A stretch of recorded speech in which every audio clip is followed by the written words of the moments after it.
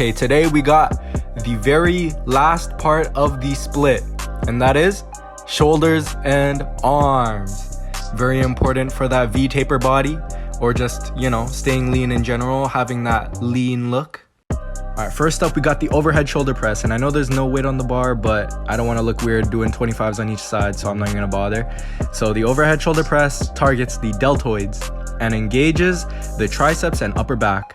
And to do it, stand feet shoulder width apart, arms shoulder width apart, and grip shoulder width apart, everything shoulder width apart. Make sure you have good form. I know I have bad form right now because my wrists are bent back. Make sure you don't do that. Treat it as if it's an incline. Keep your wrist straight, and then press overhead while keeping the core engaged and lower it back down with control. This one's pretty hard to learn, but once you learn it, it's very good, especially if you want that V-taper body. This exercise is very important for shoulder day workout, by the way.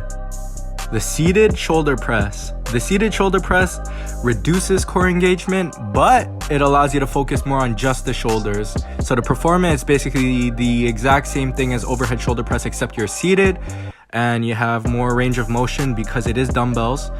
But yeah, just sit back with your back supported or not, but I think it's easier if you have your back supported against the padding. And then just press the weight overhead and maintain control as you lower it back to the starting position. And make sure you choose a comfortable weight. I was doing 55s because I used to be able to do 55s, and now I'm realizing that it was probably too heavy. I should have reduced it, but it's okay. I still got my full rep range and rep motion, so it all works out. I just look a little weird on camera. It is what it is. This works on the frontal delts, by the way. Next up, we got cable lateral raises.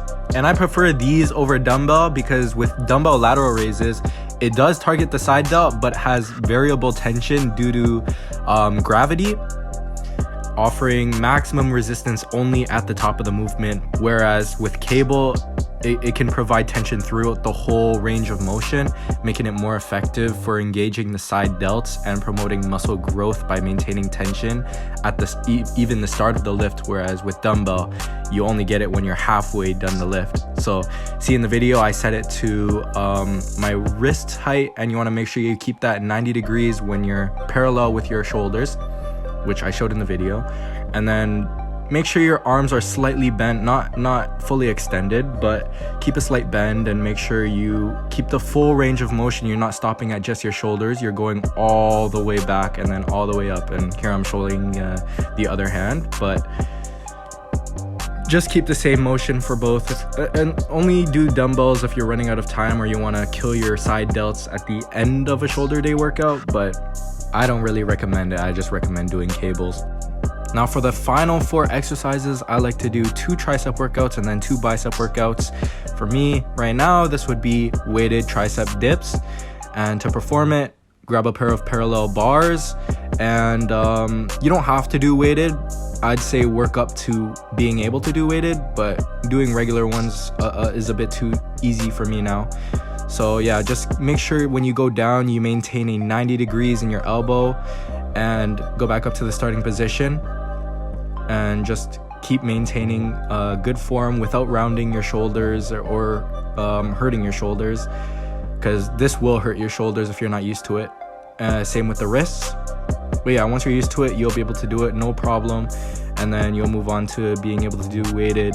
But before moving on to weighted, make sure you do have good form first before trying it. Now we move on to easy bar bicep curls. So I already went over how to do bicep workouts on my back day video. So I'm just gonna briefly talk about why it's beneficial to include triceps and biceps in your shoulders and arms day.